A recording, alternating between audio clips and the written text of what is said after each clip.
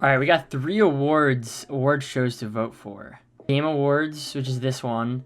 Then we got the Streamer Awards, and then the VTuber Awards. I think we're gonna do all 3. I'm gonna structure them in like the least important, in my opinion, to most important as far as what I consume as content. So first we'll start with the Game Awards, then the Streamer Awards, and then last we'll do the VTuber Awards. I don't know. For the Game Awards, I want to be as like I want to like try and be as unbiased as possible, right? Because the next 2 award shows are like opinionated based on your entertainment values, which I guess so is Game of the Year and like stuff like that. But like I feel like, I don't know, it's a little more statistical based than the other ones in my opinion. So I want to be like no bias, but I know for sure that there's like some categories that will be biased, which we'll get to. Okay, best esports team, specific esports team, not a full organization. I mean, the most legendary esports roster of all time and the most legendary esport of all time with the most legendary esports player of all time. Just cannot lose this, in my opinion. We'll go Faker. Best esports athlete, ditto. Not even gonna waste any time. Just keep it moving. Best esports game. All right, I'm not giving it to a mobile game. Valve has pulled out of Dota to promote Deadlock. CS2 was terrible compared to CS1 so far, at least. Between the 2 Riot Games, which obviously Riot Games is just the best company to have run an esport in my opinion, both did fantastic this year, but I think the production value of League Esports and the way they tied it into their IP with the lore and with the release of Arcane, even not even with the game, with the esport, they tied it to Arcane with the opening ceremony. It was just amazing. I'm gonna go League of Legends. Also, the way that it booms the game's popularity every time Worlds is around. You don't even see that with Valorant, so come on now. Content, okay. I honestly think there's 2 options here. It's either Pekora or Queso, and they both have had a gigantic influence on their spheres of entertainment, but I am not a VTuber fan if I don't vote for Pekora here. Come on now. This is a chance to get representation on the biggest stage ever, so. Is there any surprise there? Come on. I had to vote. Most anticipated game. I don't hear much about Metroid, and I know Death Stranding was huge, but I feel like it was almost like a one-off, one-hit wonder type thing. Ghost is big as well. Bigger than the other 2 I just mentioned, but it does not compare to these 2. GTA 5 is one of the most popular games of all time.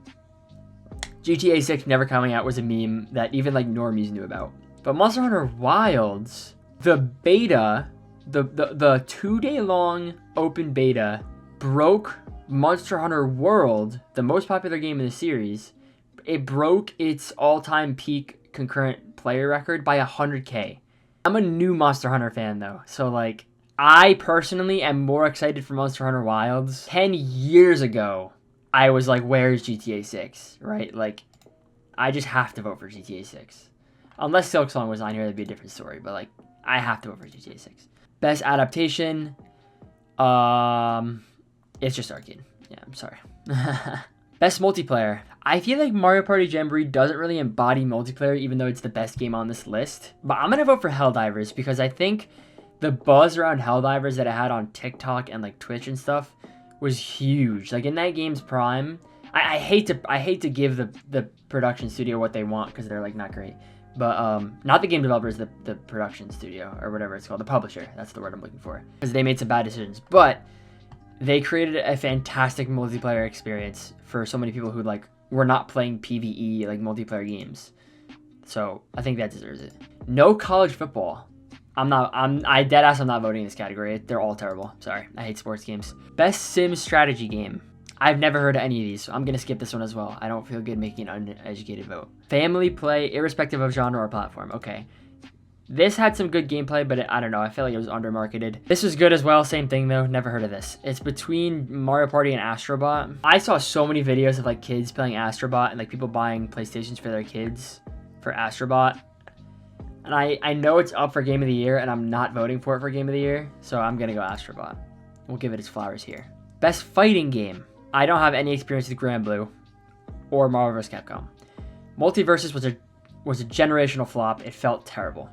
Tekken 8 is super fun to watch. This is tough because Dragon Ball Sparking Zero, like I was, as a non-fighting game player, I was watching footage of this game and I was like, damn, this is revolutionary. Like this is some crazy, and like this is like an anime. Like it's insane. But I know that it kind of fell off hard after release. and Tekken had a huge year. But I think I'm still going to vote for Dragon Ball just because I think the concept of the game is so innovative that I think it deserves the award. Best RPG. Dragon's Dogma was good. Final Fantasy Rebirth was good, but it's not even a remake. It's like a retelling with a new story. Infinite Dragon was this is a stacked category. Metaphor ReFantazio was also really, really good, I've heard. The music in this game is incredible. But I think I'm going to let my bias seep in here and vote for Elden Ring. Because, yeah, best game design with rich player and character customization and progression, including massively multiplayer experiences. Like, I have never seen a game so immersive with the different types of builds you can do and take on the world like that. I just have to go Elden Ring. Even though it's a DLC, I have to go Elden Ring. Best action adventure.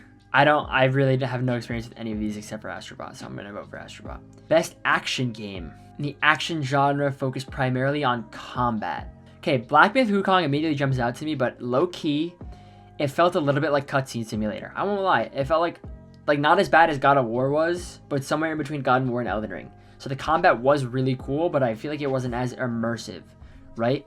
I have no experience with these two. Let me put that straight up. For me, combat, I immediately think like war, right? And I think the depiction that Helldivers had on like combat and like war and stuff was insane. COD is great, but I just can't find myself voting for like just like a rehash. I know, I'm sorry, COD fans. I've heard good things about this game, but like maybe it's my own bias, but I always tend to vote for innovating and games that are pushing the space into a new direction. And COD has been the same for like so long. So Helldivers, we've never seen a game like Helldivers before. I'm gonna vote for Helldivers again. Best VR. I didn't play any VR. We're skipping this category. Best mobile game. Okay, straight up, Gunnar game. Never heard of. Balatro and Pokemon TCG Pocket took over my mobile. Like I play both of these in class on my phone. However, Balatro is one of my favorite games right now. I think it is much better suited for not mobile. Like it's great on mobile, but like I like it on PC much more. Whereas the experience of Pocket TCG literally melds with like the purpose of a phone, right? Like you check your phone, you check your notifications and like see what's going on briefly while you have a moment of downtime in your day. And something that got added to my routine of just checking my phone was opening Pokemon packs because of this game. So like, I'm going to vote for this because I think it embodies like what a mobile game should be. So I'll vote for Pokemon Pocket. It's fun, really good game. Best debut indie game. Wrap it up. Best indie game that's not debut. Wrap it up. Best community support. I feel like I'm obligated to vote for No Man's Sky in this category until the end of time because of how bad the game was at launch and how much the developer continues to add to the game for free as like a repentance, even though they've all forgiven him already. I just have to continue to vote for No Man's Sky. I feel like that's just like my duty as someone who has played the game before. Best ongoing. I'm just going to give this one to Fortnite, I think.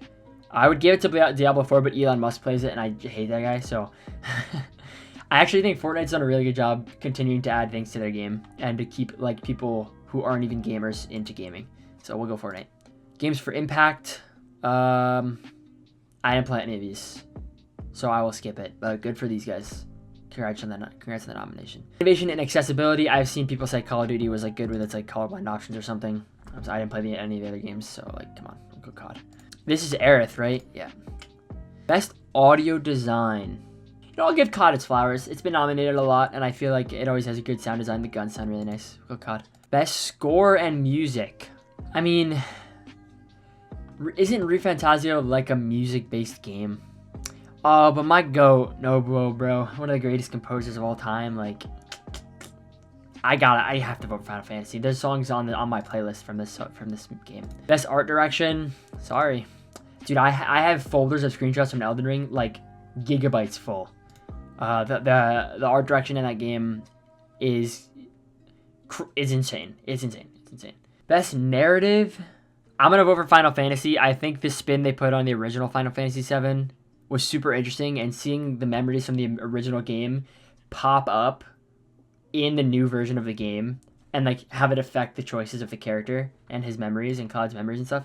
It was really good. Best game direction, awarded for outstanding creative vision and innovation in game direction and design. I'm gonna give this one to Black Myth Wukong. I think there's a lot of innovation, as the category states, in its approach to combat. I know it said it was kind of movie-like, but some of the ways it tackled the cutscenes and like melding them with the battles and stuff was super interesting. So I'll go Black Myth Wukong. And I haven't voted for it yet. I think it deserves at least a one award. Game of the year. Okay, let's go one by one. Astrobot was fantastic for a PlayStation game, but I think it falls short of a lot of the games on this list. Well, not like too short, but I don't know. I just feel like there are better games. We'll put it simply. Balatro, one of my most played games this year. To have an indie game be on the Game of the Year list is ridiculous. It is amazing. It is fantastic. Black Myth Wukong, in my opinion, is just a worse version of Elden Ring. I know they're not similar at all, but just like what I look for in a game, I go to Elden Ring every time over this game. Final Fantasy was great, but I almost feel bad voting for a game that's a continuation of a series. The gameplay is kind of identical to other Final Fantasy games. It's good. All Final Fantasy games are good, but I don't know. And I get the same feeling with this, right? It's just, I don't want to call it a reskinned Persona, because it's not, but it feels like it. Between Balatro and Elden Ring, both I played a lot this year, both I loved so much, but I think I've given Elden Ring its flowers in this voting already. I mean, I've given Balatro its flowers as well, but I just cannot stop myself from voting for the indie game amongst a sea of AAA games with millions of dollars behind it. And I also think it's, out of all of these, it's the game I've played the most and enjoyed the most this year. So I will vote Balatro for Game of the Year. I gotta. It would be historic for an indie game to win Game of the Year. And I think that's it for Game Awards. Okay.